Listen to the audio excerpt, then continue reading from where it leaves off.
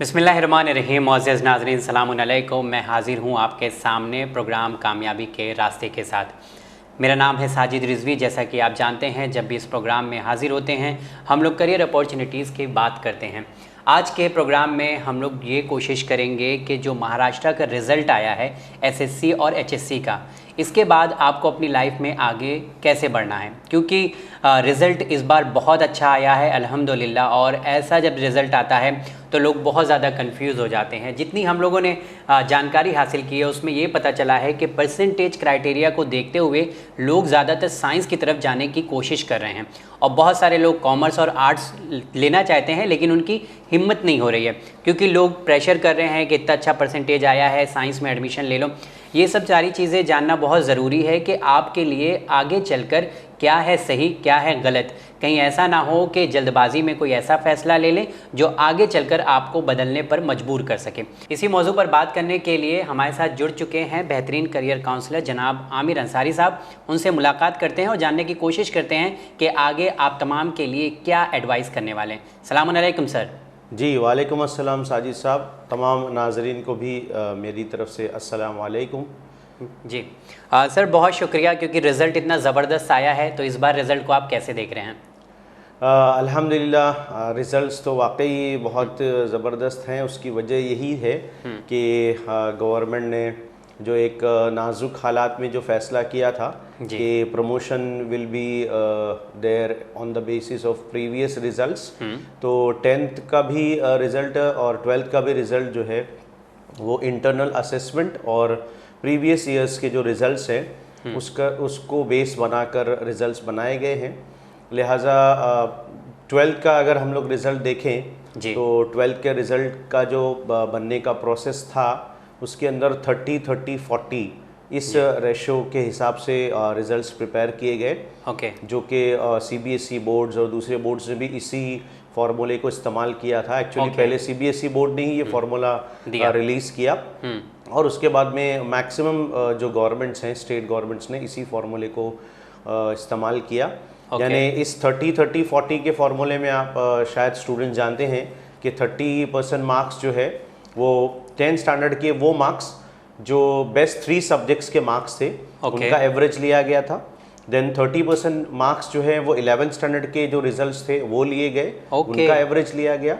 और 40% जो मार्क्स थे वो उनके 12th के जो इंटरनल असेसमेंट थे through out the year, last year, उसके बेसिस पर जो है वो रिज़ल्ट प्रिपेयर किए गए। और आप सभी जानते हैं कि बहुत ज़बरदस्त रिज़ल्ट्स आए हैं जी 12th स्टैंडर्ड के। 10th स्टैंडर्ड की खाली मैं रिज़ल्ट की बात करूं तो हिस्टोरिकल रिज़ल्ट आए हैं जी। अबाउट मतलब for the first time 957 students, sir तकरीबन 1000 के करीब है ये डेटा। 957 बच्चों ने पूरे स्टेट में 100% मार्क्स हासिल किए। बिल्कुल बिल्कुल, तो ये एक बहुत बड़ा डेटा है और ऑल ओवर स्टेट जो है वो ऑलमोस्ट रिजल्ट्स बहुत शानदार रहे हैं। सर रिज़ल्ट तो बहुत शानदार रहे हैं, लेकिन अब सवाल है बच्चों का कि करियर शानदार कैसे बनाएं, क्योंकि इतने अच्छे रिज़ल्ट आ गए हैं तो कंपटीशन भी टफ़ है। शायद ऐसा पहली बार हुआ है, क्योंकि लास्ट ईयर की भी बात करें और ये साल बात करें तो ये साल जैसा कि 30-30 और 40 का रेशियो हुआ है, शायद इससे पहले किसी ने सोचा नहीं था कि हमारे 10th और 11th के भी 12th बोर्ड के लिए मार्क्स काउंट होंगे।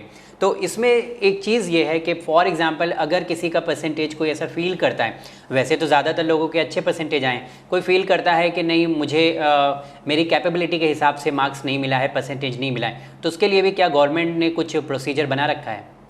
देखिए जो स्कीम है गवर्नमेंट की वो है क्लास इम्प्रूवमेंट की स्कीम। तो ये क्लास इम्प्रूवमेंट की स्कीम हर साल बच्चों के लिए होती है, तो इस साल के बच्चों के लिए भी वो है।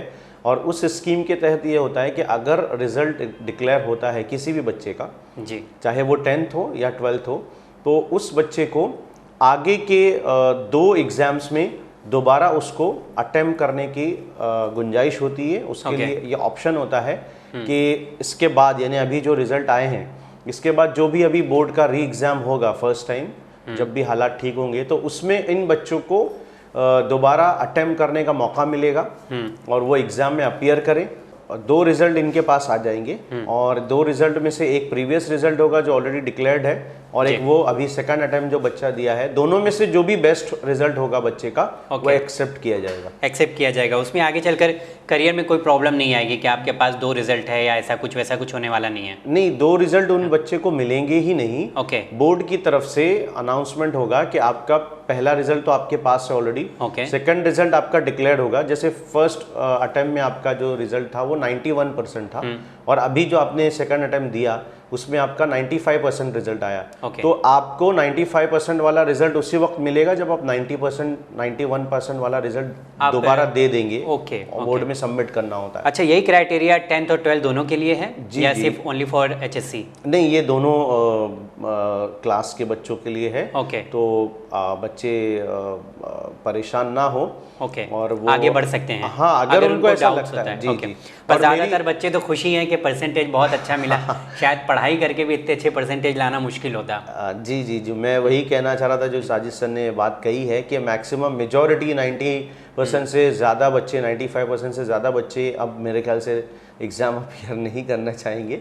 लेकिन फिर भी जैसा आपने अच्छी पॉइंट आउट किया कि अगर देना है रिजल्ट दोबारा आपको इम्प्रूव के हिसाब से क्लास इम्प्रूवमेंट स्कीम का इस्तेमाल कर सकते हैं। सर, आपने अच्छी बात बताई। ये तो हमारे बोर्ड के एग्जामिनेशन का रिजल्ट के बारे में आपने बताया, लेकिन अब सवाल ये होता है कि चलो गवर्नमेंट ने हमारे रिजल्ट तो डिक्लेयर कर दिए हैं, अब CET तक आती है बात। CET में क्या करना है, मतलब CET एग्ज़ाम देना है, क्योंकि अब वो तो डिसाइड नहीं कर सकती गवर्नमेंट कि इसको इतना परसेंटेज दे के CET में निकाल दिया जाए, ऐसा कुछ है? नहीं, देखिए यहाँ पर थोड़ा सा क्लैरिफिकेशन देना बहुत ज़रूरी है। 10th स्टैंडर्ड के बच्चों के लिए फ़र्स्ट टाइम महाराष्ट्र स्टेट में कॉमन एंट्रेंस टेस्ट लिया जा रहा है 11th के एडमिशन के लिए। अच्छा, फर्स्ट टाइम ये? हाँ जी, फर्स्ट टाइम ऐसा हो रहा है कि 11th के एडमिशन के लिए जो है वो कॉमन एंट्रेंस टेस्ट होगा, और ये भी ऑप्शनल है। कम्प्लीटली ऑप्शनल का मतलब ये कि बच्चे चाहें तो इसमें अटेम्प्ट करें, एग्ज़ाम दें, और चाहें तो, और ये उसी तरह का जिस तरह से आपने जो पहले सवाल किया था, गवर्नमेंट असल में एक मौका देना चाह रही है उन बच्चों को जिनको लगता है कि उन्होंने बहुत अच्छी तैयारी की थी और उनका रिजल्ट ऐसे ही स्कूल लेवल पे तैयार कर दिया गया। तो 21 अगस्त को जो है पूरे महाराष्ट्र स्टेट में एक एग्ज़ाम होगा CET का, और ये ऑफलाइन मोड का एग्ज़ाम है। मतलब बच्चों के बाकायदा सेंटर्स लगेंगे और सेंटर्स में इनको जाकर एग्ज़ाम देना है, क्वेश्चन पेपर मिलेगा। ऑप्शनल मतलब उसके अंदर कसीर मुतबादिल जो सवालात होते हैं, MCQ टाइप के क्वेश्चंस होंगे, 1 सवाल 4 जवाब, और जो भी करेक्ट आंसर होगा उसको मार्क करने के लिए बच्चों को OMR शीट मिलेगी। वो OMR शीट का जो है वो सही इस्तेमाल करें बच्चे, बराबर से जो है वो उनको सर्कल करना है ब्लैक बॉल पेन से या ब्लू बॉल पेन से, कोई भी एक। और ये 100 मार्क्स का पेपर होगा जो तकरीबन 2 घंटे के लिए 2 घंटों पर मुश्तमिल होगा। जिसमें 4 सब्जेक्ट्स पर क्वेश्चन पूछे जाएंगे, साइंस, मैथमेटिक्स, इंग्लिश और सोशल साइंस। और 25-25 क्वेश्चन होंगे हर सब्जेक्ट पर, और 100 क्वेश्चंस के लिए 120 मिनट्स आपको मिलेंगे। तो बच्चों के लिए एक मौका है, जिन्होंने भी फॉर्म भरा है 2 अगस्त उसकी लास्ट डेट थी ऑलरेडी। तो 21 अगस्त को एग्जाम है। 21 अगस्त को एग्जाम है। तो ये सेंटर पे ही जाके देना है या कॉलेज में? नहीं, ये सेंटर पर ही जाकर देना रहेगा। और सेंटर आपको पता चलेगा 15 अगस्त के आसपास आपकी एडमिट कार्ड रिलीज होंगे। तो आपको उसी वेबसाइट से जो बच्चों ने भरा है 11th की CET का फॉर्म, उसी से आपको वहाँ से आपको डाउनलोड करना रहेगा E-टिकट, हॉल टिकट, और वहाँ से आपको पता चलेगा कि आपका सेंटर किधर लगा है, और वहाँ जाके।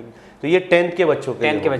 सर, यहाँ पे क्रेडिट की बात आ जाती है। फॉर एग्जांपल 10th के वो बच्चे हैं जिन्होंने CET दिया है और ये ऑप्शनल है, अगर आप देना चाहें तो दें, नहीं देना चाहें तो ना दें। तो ऐसा तो नहीं है कि जो बच्चे CET देंगे और अच्छा मार्क्स लेके आएंगे उनकी क्रेडिट हाई होगी, और जो नहीं देंगे उनकी फ्यूचर में चल के क्रेडिट लो हो? देखिए, ये सिस्टम जो है इसको लेकर काफ़ी कन्फ्यूजन है बच्चों के और पेरेंट्स के दिमाग में। बहुत बेहतर हुआ कि आपने ये सवाल हमसे पूछा। जो भी CET का मार्क्स आएगा और CET के मार्क्स के बेसिस पर जो फर्स्ट राउंड ऑफ एडमिशन होगा 11th का, वो सिर्फ फर्स्ट राउंड ऑफ एडमिशन के लिए ही CET के मार्क्स देखे जाएंगे। अच्छा, ये कैपेबल टेस्ट नहीं है कि कौन से बच्चे को क्या है, मतलब कितनी? नहीं, ये एप्टीट्यूड टेस्ट टाइप का नहीं है ये एग्जाम। ये बल्कि नॉलेज बेस्ड क्वेश्चन होंगे इसके अंदर, सिलेबस बेस्ड क्वेश्चंस हैं for the admission purpose, for the admission of 11th standard only. ये भी क्लियर कर लें कि अगर किसी बच्चे को 10th के बाद ITI करना है या डिप्लोमा पॉलिटेक्निक करना है या कोई और सर्टिफिकेट कोर्स करना है, उसके लिए ये CET के मार्क्स की कोई ज़रूरत नहीं है, वैलिड नहीं है उसके लिए। नहीं। ओके, तो मतलब ऐसा है कि फिर परेशान होने की ज़रूरत नहीं है। अगर आप चाहते हैं देना सीईटी तो आप दे सकते हैं 10th के लिए, 11th के एडमिशन के लिए। जी, मैं सिर्फ एक बात क्लियर कर दूं कि जिन्होंने फॉर्म नहीं भरा है, जो सीईटी नहीं देने वाले हैं, वो परेशान ना हो, इत्मीनान से बैठें। जो काम आप नहीं करने वाले उसके बारे में ना सोचें। हम सेकंड राउंड में, थर्ड राउंड, फोर्थ राउंड में आपको यकीनन जो है एडमिशन मिलेंगे। तो एडमिशन के लिए वही प्रोसेस है जो लास्ट ईयर था, ऑनलाइन फॉर्म भरना पड़ेगा अगर जिस कॉलेज में हमको चाहिए? जी, ये भी अच्छा सवाल है। 9 अगस्त 2021 से ये सीईटी का सीईटी नहीं, सॉरी, 11 के यानी कल से जो है वो ऑनलाइन एडमिशन फॉर्म जो है वो पूरे किए जाएंगे, जिसका पहला पार्ट आप भर सकते हैं बच्चे, और सेकंड पार्ट जो है वो सीईटी के रिजल्ट्स के डिक्लेरेशन के बाद भरना रहेगा।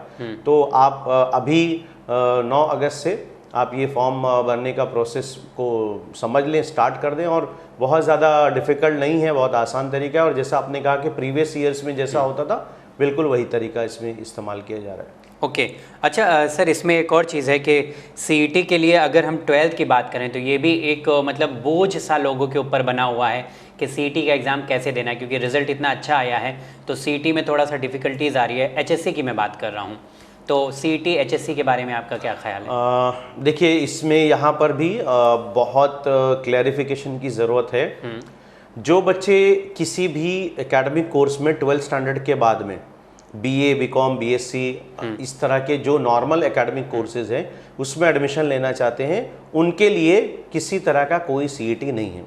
बीए, बीकॉम, बीएससी, ये जो प्लेन कोर्स होते हैं, plain courses, BSc IT, BSc computer science, BMM, उसी तरह से जो है वो बीवोक के कोर्सेज हैं, जो नॉर्मल यूनिवर्सिटी के एकेडमिक कोर्सेज हैं, प्रोफेशनल कोर्सेज हैं, उनमें एडमिशन डायरेक्टली 12th स्टैंडर्ड के मार्क्स की बुनियाद पर होगा। तो हमें जिस कॉलेज में एडमिशन लेना है हम डायरेक्ट जा सकते हैं या अप्लाई कर सकते हैं ऑनलाइन? यहाँ पर भी एक स्टेट वाइज आप ये समझ लें कि हर यूनिवर्सिटी जो है वो एक फॉर्म फिलअप करवाती है। जैसे मुंबई यूनिवर्सिटी की हम लोग बात करें तो मुंबई यूनिवर्सिटी का अभी 5 अगस्त से 14 अगस्त के दरमियान में pre admission registration enrolment form वो फिलअप किया जा रहा है। ओके। ये सिस्टम ऐसा है कि हर स्टूडेंट जिसको बीएससी कंप्यूटर साइंस, नॉर्मल जिन कोर्सेज की हम लोग बात कर रहे हैं विदाउट सीईटी जिसमें एडमिशन होने वाला है, इन कोर्सेज में एडमिशन के लिए अगर उनको जाना है तो पहले मुंबई यूनिवर्सिटी की वेबसाइट पर अपने आप को एनरोल करना है। उसके लिए कोई फीस नहीं भरनी, बल्कि मालूमात आपको देनी है, सिग्नेचर, फोटो अपलोड करने हैं, आपका एड्रेस, मोबाइल नंबर, ये सारी डिटेल्स आपको देनी है, और उसका आप फॉर्म का प्रिंट आउट निकाल कर रखें। एक एनरोलमेंट नंबर आपके पास आ जाएगा। मतलब ये क्यों करना है? ये एकेडमिक कोर्स के लिए सिर्फ करना है? ये सिर्फ एकेडमिक कोर्स के लिए करना है। जैसे जिस बच्चे को बी फार्मेसी करना है, बीई करना है, एमबीबीएस और बीयूएमएस वगैरह, उनको ये करने की ज़रूरत नहीं है। लेकिन उनसे भी मैं कहूँगा कि आपका, जैसे जिन बच्चों को इंजीनियरिंग करना है उनका भी सीईटी की डिक्लेयर ही नहीं हुई डेट, उसी तरह से कब उनका आगे का प्रोसेस शुरू होगा। फिर मेडिकल का नीट का 12 सितंबर को अभी एग्ज़ाम होने वाला है, तो उनका रिजल्ट कब आएगा, एडमिशन मिलेगा नहीं मिलेगा। तो for the sake of safety हम सारे स्टूडेंट्स से ये कहेंगे कि यूनिवर्सिटी लेवल पर जो एडमिशन का प्रोसेस है बीएससी के लिए, बीकॉम के लिए, बीए के लिए, उसको फॉलो करें, और for the sake of safety आप कहीं ना कहीं एडमिशन ले ले। ओके। ताकि आपका जब फ्यूचर में कोई प्रोफेशनल कोर्स में एडमिशन होगा तो यहाँ का एडमिशन आपके कैंसिल हो जाएंगे, डॉक्यूमेंट्स मिल जाएंगे, और आप जो है अपने कोर्स में एडमिशन ले सकते हैं। ओके, तो ये ऑप्शन दिया जाएगा। फॉर एग्जांपल किसी कॉलेज और इंस्टीट्यूट में हमने बीए में एडमिशन ले लिया है और अगर हमने फीस भी भर दिया है तो वो भी रिटर्न होने के चांसेस हैं क्या ऐसा? जी बिल्कुल, ये पूरा यानी अगर हमें एडमिशन, फॉर एग्जांपल हमें अभी नीट का रिजल्ट नहीं आया और हमें बीएससी में एडमिशन मिल रहा है तो हम ले सकते हैं अपने एरिया के बिल्कुल। मैं यही कहना चाह रहा हूँ साजिद सर कि हमारे बच्चों को ये चाहिए कि नीट 12 सितंबर को होगा, उससे पहले 3 मेरिट लिस्ट आ चुकी होगी यूनिवर्सिटी की। हाँ। बीएससी में एडमिशन के लिए। ओके। तो आपका तो अभी 12 सितंबर को एग्जाम होना है, तो रिजल्ट कब आएगा? तो for the sake of safety मैं कह रहा हूँ कि बीएससी में किसी बच्चे ने एडमिशन ले लिया, नीट का रिजल्ट आया, बहुत अच्छा रिजल्ट आया, आपको लग रहा है कि आपका जो है वो एमबीबीएस में एडमिशन होने वाला है या जो भी मेडिकल कोर्स में चांसेस है मिल जाएंगे। जैसे ही वहाँ एडमिशन होता है आप यहाँ से एडमिशन कैंसिल कीजिए, आपकी फीस भी मिल जाएगी, आपके डॉक्यूमेंट्स भी मिलेंगे और आप अपने प्रोफेशनल कोर्स में एडमिशन ले सकते हैं। ओके सर, सीईटी में थोड़ा सा ये है कि कौन कौन से ऐसे एग्ज़ाम है जिसके लिए हमें तैयार होना पड़ेगा सीईटी का एग्ज़ाम देने के लिए?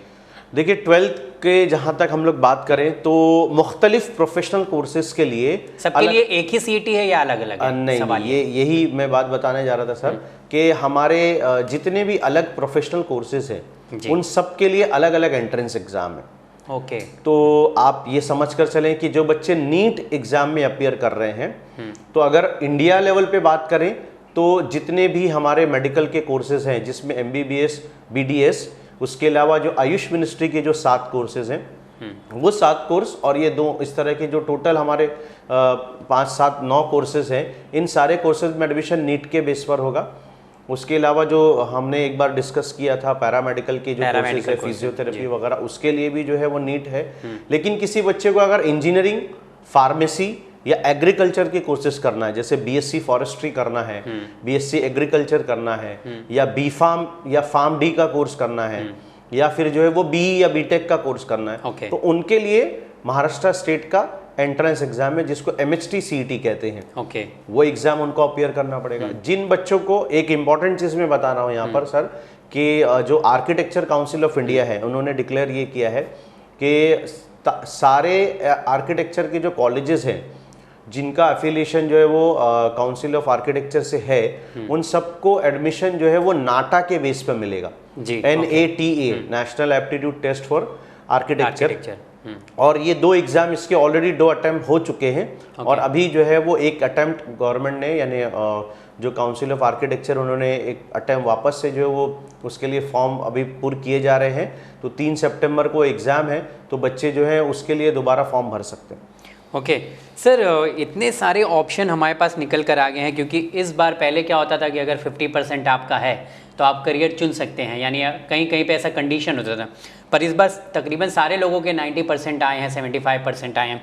तो ऐसे में एक बच्चे को कैसे ये जानना है, कैसे ये मालूम करे कि उसके अंदर ये स्किल्स है और इस कोर्स की तरफ जाना है उसे? देखिए ये तो बच्चे को ये डिफ़िकल्ट टास्क है, बिकॉज अभी ऐसा है कि लोग बोल रहे हैं 90% आ गया है, अब तुम मेडिकल एंट्रेंस एग्ज़ाम दो और मेडिकल की तरफ जाओ। जी ये तो एक डिफ़िकल्ट सिचुएशन है बच्चों के लिए भी और वालिदैन के लिए भी। लेकिन जो हमारे आपके जो प्रोग्राम हो रहे हैं करियर अवेयरनेस को लेकर, ये करियर अवेयरनेस के प्रोग्राम इसी मकसद के तहत चलाए जा रहे हैं, किए जा रहे हैं कि बच्चों को वैरायटी ऑफ करियर ऑप्शंस उनको मिले। वो अभी आपके प्रोग्राम के ज़रिए जो है वो CA कोर्स की डिटेल ले रहे हैं, CS कोर्स की डिटेल ले रहे हैं, फिर आर्किटेक्चर की डिटेल ले रहे हैं, डिज़ाइनिंग कोर्सेज की डिटेल ले रहे हैं। तो ये सारे करियर ऑप्शंस तो एक तो पहले बच्चों को पता होना चाहिए जी। और दूसरी चीज़ जो है, जो हम लोग आमतौर पर जिस पर हमने बात की है, कि हर स्टूडेंट को ये पता करना ज़रूरी है कि उसका टेस्ट, उसका इंटरेस्ट किस में है और उसका खुद का एप्टीट्यूड किस में है। अगर मैं वॉलीबॉल का खिलाड़ी हूँ और मैं हॉकी के मैदान में अपनी किस्मत आजमाना चाहूँगा तो शायद मैं कामयाब नहीं होऊंगा। लेकिन मैं वॉलीबॉल का हूँ और मुझे ये मेरे कोच ने बहुत शुरुआत में आइडेंटिफाई कर लिया कि yes he is a boy who can play volleyball very well. तो जितनी अर्ली बेसिस पर हमने ये आइडेंटिफिकेशन किया कि मेरा फील्ड ऑफ वर्क, यानी मेरा मैदान अमल जिसको कहा जाता है, वो अगर हमने इमेजिन कर लिया और वो सही पकड़ लिया, तो मेरे हिसाब से हम अपने उस करियर में न सिर्फ कामयाब होंगे बल्कि अपनी पीक पोजीशन पर जाएंगे। तो इसके लिए थोड़ा होमवर्क करना पड़ेगा और होमवर्क यही है कि वैरायटी ऑफ करियर ऑप्शंस आप मालूमात लें उसकी, हर करियर में लगने वाली मुख्तलिफ सलाहियतें, मुख्तलिफ स्किल्स का मुशाहिदा करें, ऑब्जर्वेशन करें और अपने ओन स्किल्स और ओन जो है वो एबिलिटीज़ का थोड़ा सा अंदाज़ा करें और मैच करने के बाद में आप आगे बढ़ें। सर कभी कभी ऐसा होता है कि नहीं मैं दोनों चीज़ कर लूँगा। फॉर एग्जांपल बायो और मैथमेटिक्स की हम बात करें तो ऐसा लगता है कि नहीं मैं बायो भी कर सकता हूँ, मैथमेटिक्स भी कर सकता हूँ। तो क्या इस सिचुएशन में ऐसा जहाँ पे दौर है कि टफ कंपटीशन है, दोनों की तैयारी करना इजी होगा किसी बच्चे के लिए? देखिए जहाँ तक फॉर एग्जांपल JEE मेंस का भी देना है और अभी नीट भी है, तो नीट की भी तैयारी करना है, तो क्या दोनों के तैयारी करना एक बच्चे के लिए सही होगा? देखिए ये तो बहुत मुश्किल सवाल है कि हम इसका आंसर दे सकें। दोनों एंट्रेंस एग्ज़ाम, जो नेशनल लेवल के एंट्रेंस एग्ज़ाम है, उसको अटेम्प्ट करने के लिए मैं कहूँगा कि बहुत ज़्यादा बादाम पिस्ता आपको खाने पड़ेंगे। डिसीजन अगर आपने शुरुआत में सही ले लिया तो आपके लिए फोकस अपनी एनर्जी को करना बहुत आसान होगा। क्योंकि 2-3 कश्तियों पर सवारी करना मुश्किल होता है। नेशनल लेवल के इन दोनों एग्जाम्स में आप समझ लें कि JEE में भी तकरीबन 16-17 लाख बच्चे अटेम्प्ट कर रहे हैं, 4 अटेम्प्ट हो रहे हैं उसके। उसी तरह से नीट जो है उसके अंदर भी जो है तकरीबन more than 15 lakh student attempt कर रहे हैं। तो आप अगर अपनी क़ुव्वत को 3 मज़ामीन पर फोकस कर रहे हैं बजाय इसके कि आप 4 मज़ामीन पर, अगर आपने नीट सेलेक्ट कर दिया है तो PCB पे आप मेहनत कर सकते हैं। लेकिन आप JEE पर भी मेहनत कर रहे हैं तो आपको एक और चौथा सब्जेक्ट मैथ्स भी, उस पर भी थोड़ा सा काम करना पड़ेगा। और ये भी समझ लें कि नीट का फिजिक्स का सिलेबस और JEE का फिजिक्स का सिलेबस वो उसमें भी थोड़ा बहुत डिफरेंस है। तो बेटर यही है कि आप जो है मैथमेटिक्स भले से पढ़ें 12th लेवल पर, 11th-12th लेवल पर, लेकिन नीट की तैयारी कर रहे हैं तो आप फोकस PCB पर करें, विथ मैथ्स लेकर चलें कॉलेज लेवल। ऐसा ना सोचें कि चलो अगर नीट नहीं हुआ तो कम से कम JEE मेंस में हो जाएगा। नहीं, इस तरह से ऐसा बहुत कम बच्चों को होता है कि जो दोनों एग्जाम क्लियर हो जाए। इस तरह से डिसीजन लेना थोड़ा मुश्किल होगा। बच्चों के दोनों जगह एवरेज मार्क्स आएंगे, ऐसा अगर आप लेकर चलते हैं तो। और ऐसा बहुत कम हुआ है, ऐसे कुछ स्टूडेंट लास्ट 2 इयर्स में मिले हैं जिन्होंने JEE में भी बहुत अच्छे परसेंटाइल 99 परसेंटाइल लाए और नीट में भी उन्होंने जो है वो 650 क्रॉस किया। बट ये हम कहेंगे कि थाउजेंड्स में एक होंगे। तो अगर आपकी कैपेबिलिटी वैसी है तो आप वैसा करें। लेकिन इंटरेस्ट के एतबार से मुझे ये लगता है कि आमतौर पे ये क्लियर कट डिसीजन लेना बच्चों के लिए आसान हो जाता है 11th के बाद ही कि वो मेडिकल की तरफ जाना चाहते हैं या नहीं जाना चाहते। और इंजीनियरिंग के अलावा बाकी सारे ऑप्शंस आपके लिए अवेलेबल रहेंगे तो आप मैथ्स के साथ में आप जा सकते हैं। लेकिन थोड़ा सा पॉज लें, थोड़ा सा अपने आप को रोकें और समझें कि मेरी कैपेबिलिटी कहाँ है और मैं अपने आप को थोड़ा इमेजिन करूं कि आगे फ्यूचर में मुझे कौन सी शोबे में जाना है, ताकि आप सही डायरेक्शन में फोकस कर सकें। सर, एक और बेसिक सवाल है कि नेशनल एंट्रेंस एग्ज़ाम की बात करें, स्टेट एंट्रेंस एग्ज़ाम की बात करें, फॉर एग्जांपल CET की हम लोग बात करें और कोई नेशनल एंट्रेंस एग्ज़ाम की बात करें, तो दोनों के लिए अलग अलग तैयारी करने की ज़रूरत है या एक ऐसी तैयारी हो कि जो दोनों एंट्रेंस एग्ज़ाम हम लोग दे सकें? ये भी अच्छा सवाल है। इससे पहले मुझे एक बात बच्चों से करनी थी। नीट जो है एक इम्पॉर्टेंट एग्ज़ाम है, तो नीट का एग्ज़ाम के बेसिस पर कई कोर्सेज में एडमिशन मिलने वाले हैं। तो 12th स्टैंडर्ड के हमारे वो बच्चे जो ये एग्ज़ाम इस प्रोग्राम को देख रहे हैं, तो याद रखें कि नीट के फॉर्म भरने की डेट 10 अगस्त तक के एक्सटेंड की गई है। उसकी वजह ये है कि पहले BSc nursing all over India, उसमें एडमिशन स्टेट लेवल के एग्ज़ाम पर मुनहसिर होता था एडमिशन, लेकिन जो है वो अब जो है BSc नर्सिंग में भी एडमिशन अगर चाहिए तो आपको नीट देना कंपलसरी, इसलिए एक्सटेंड किया गया। 6 अगस्त लास्ट डेट थी, अभी 10 अगस्त की गई है। तो जिन्होंने फॉर्म नहीं भरा है वो प्लीज़ जो है वो NTA की वेबसाइट पर जाकर ये फॉर्म पहले फिलअप कर दें। 1-2 दिन है आपके पास। जी बिल्कुल। और दूसरा सवाल सर आपने क्या किया था वो सवाल में, कि अगर हम नीट की तैयारी कर रहे हैं यानी नेशनल एंट्रेंस एग्जाम की तैयारी कर रहे हैं और स्टेट एंट्रेंस एग्जाम की तैयारी कर रहे हैं, देखिए यहाँ दोनों के लिए अलग अलग मेहनत की ज़रूरत है। यकीनन थोड़ा सा सिलेबस स्टेट लेवल का और नेशनल लेवल का जो सिलेबस है उसमें थोड़ा सा फ़र्क है। जैसे हमारा जो महाराष्ट्र स्टेट लेवल है या UP स्टेट है या दिल्ली स्टेट है, उनके करिकुलम में उनका अपना खुद का जो है वो सिलेबस डिज़ाइन किया हुआ है। जबकि नेशनल लेवल के सारे एंट्रेंस एग्ज़ाम जैसे नीट एग्ज़ाम है, JEE एग्ज़ाम है, नाटा है, ये सारे एग्ज़ाम्स में जो है वो CBSE का जो सिलेबस है उसको फॉलो किया जाता है। तो जहाँ तक UP बोर्ड का हमारा ताल्लुक़ है, तो UP बोर्ड का सिलेबस और NCERT का सिलेबस बहुत मिलता जुलता है। मतलब ऑलमोस्ट 98%, 99% मिलता जुलता है। लेकिन महाराष्ट्र स्टेट और NCERT का जो हमारा सिलेबस है उसमें कहीं ना कहीं जो है वो 90-100 का फ़र्क है। मतलब 10% सिलेबस जो है वो थोड़ा सा अलग है।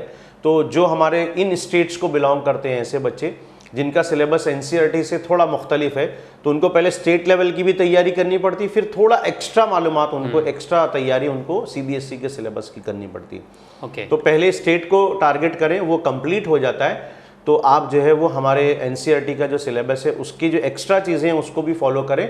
या मोस्टली अभी जो है अगर आपने तय कर लिया है नीट की तैयारी कर रहे हैं, JEE की तैयारी कर रहे हैं, तो शुरुआत से ही बहुत सारे बच्चे जो हैं वो CBSE की टेक्स्ट बुक खरीद लेते हैं, NCERT की जो है वो बुक्स ले लेते हैं। NCERT की फिंगर टिप्स हैं जो कॉम्पिटिटिव एग्जाम्स की तैयारी के लिए अच्छी किताब है, तो उससे आप शुरुआत से ही तैयारी करें तो ज़्यादा बेहतर रहेगा। सर कुछ बच्चे ख्वाबों ख्यालों में हैं कि जिस तरह से सबको पास कर दिया गया है उस तरह से सबको सीईटी या नीट वगैरह में भी पास कर दिया जाएगा और एडमिशन मिलना क्या इतना आसान होगा?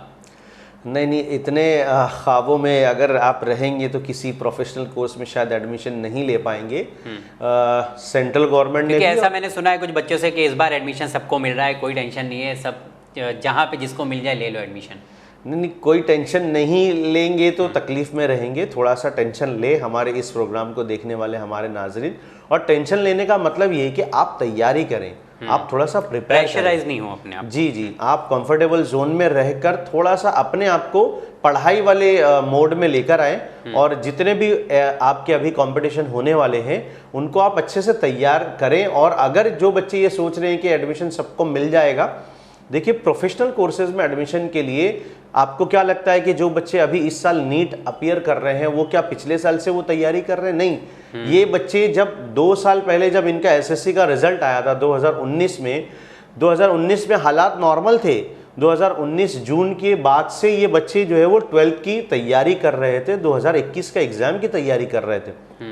तो उनके लिए जो तैयारी कर रहे हैं वो 2 साल पहले से तैयारी कर रहे हैं, तो आप उनका अगर मुकाबला कर रहे हैं तो जाहिर सी बात है आप कहीं ना कहीं पीछे रह जाएंगे। तो थोड़ा सा हम ये कहना चाहेंगे हमारे बच्चों से, वालिदैन से, कि एंट्रेंस एग्ज़ाम पर फोकस करें। और अलग अलग एंट्रेंस एग्ज़ाम उसको लेने की वजह ये है कि एंट्रेंस एग्ज़ाम जो है वो आपके एप्टीट्यूड को टेस्ट करते हैं।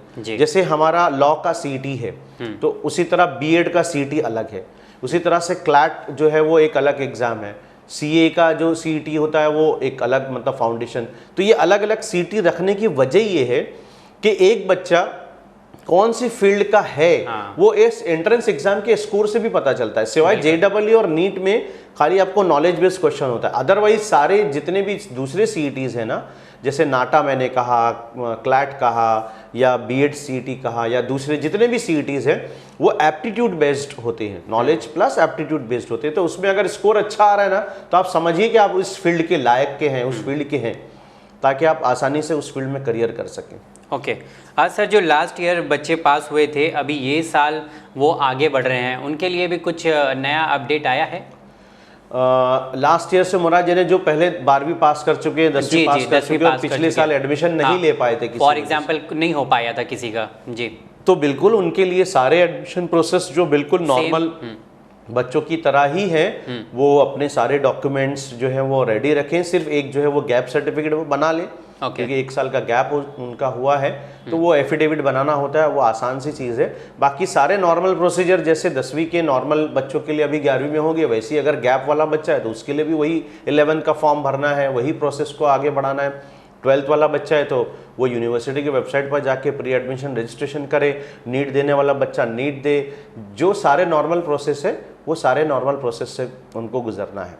सर एक और अहम सवाल है कि फॉर एग्जांपल कोई बच्चा सीईटी भी नहीं दे रहा है, नीट भी नहीं दे रहा है और जेडब्ल्यू मेंस भी एंट्रेंस एग्ज़ाम नहीं दे रहा है, तो क्या उनके लिए भी कोई करियर ऑप्शन है या कुछ भी नहीं है उनके लिए? नहीं, ये बहुत अच्छा क्वेश्चन है। बहुत सारे हमारे बच्चे वो मेडिकल, इंजीनियरिंग, फार्मेसी, आर्किटेक्चर और लॉ ये सब नहीं करना चाहते, उनके लिए उनकी कोई और मतलब ख्वाहिश है। तो ऐसे बहुत सारे अनकन्वेंशनल कोर्सेज हैं या बहुत सारे ऐसे प्रोफेशनल कोर्सेज हैं जिसमें दाखला, जिसमें एडमिशन जो है वो आसानी से विदाउट सीईटी होता है।